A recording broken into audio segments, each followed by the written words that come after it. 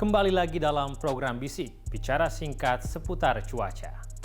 Selanjutnya kita analisis bibit siklon tropis 94S. Bibit siklon tropis 94S saat ini terpantau di Samudra Hindia sebelah barat daya Lampung dengan kecepatan angin maksimum 30 knot dan tekanan udara minimum sebesar 1002 milibar bergerak ke arah tenggara. Diperkirakan potensi bibit siklon tropis 94S untuk tumbuh menjadi siklon tropis dalam 24 jam ke depan dalam kategori tinggi. Sementara itu, bibit siklon tropis 97S saat ini terpantau di Samudra Hindia sebelah selatan Nusa Tenggara Barat dengan kecepatan angin maksimum 30 knot dan tekanan udara minimum sebesar 1001 milibar bergerak perlahan ke arah barat daya. Diperkirakan potensi bibit siklon tropis 97S untuk tumbuh menjadi siklon tropis dalam 24 jam ke depan dalam kategori sedang.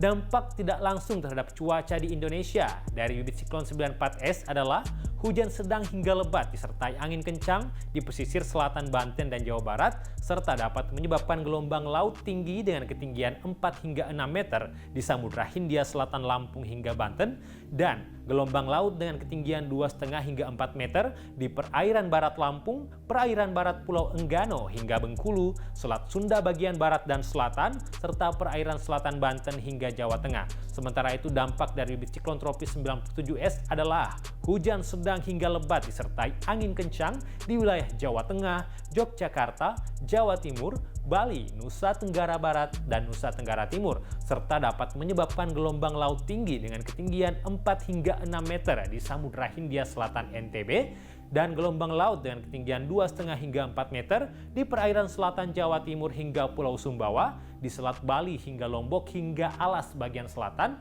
di Selat Sumba bagian barat, di perairan selatan Pulau Sawu, di perairan selatan Pulau Sumba, di Samudra Hindia Selatan Jawa Timur hingga Bali, serta gelombang laut dengan ketinggian 1,25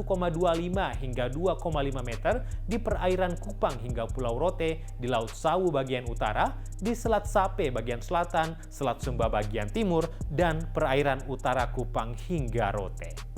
Berdasarkan perakiraan cuaca berbasis dampak hujan lebat di Indonesia, wilayah yang berpotensi terjadi bencana hidrometeorologi seperti banjir, banjir bandang, dan tanah longsor dengan status siaga yang berlaku untuk tanggal 6 Februari 2023 berpotensi terjadi di wilayah Nusa Tenggara Barat, Nusa Tenggara Timur, Sulawesi Utara, Maluku, dan Maluku Utara. Kemudian untuk tanggal 7 Februari 2023 berpotensi terjadi di wilayah Nusa Tenggara Barat, Nusa Tenggara Timur, Sulawesi Utara, dan juga Maluku Utara. Yang terakhir untuk tanggal 8 Februari 2023 berpotensi terjadi di wilayah Aceh, Nusa Tenggara Barat, Nusa Tenggara Timur, Maluku, Papua Barat, dan Papua. Karena itu kami himbau kepada Sobat BMKG untuk waspada jika Sobat beraktivitas di luar rumah dan terus perbarui informasi cuaca dari BMKG.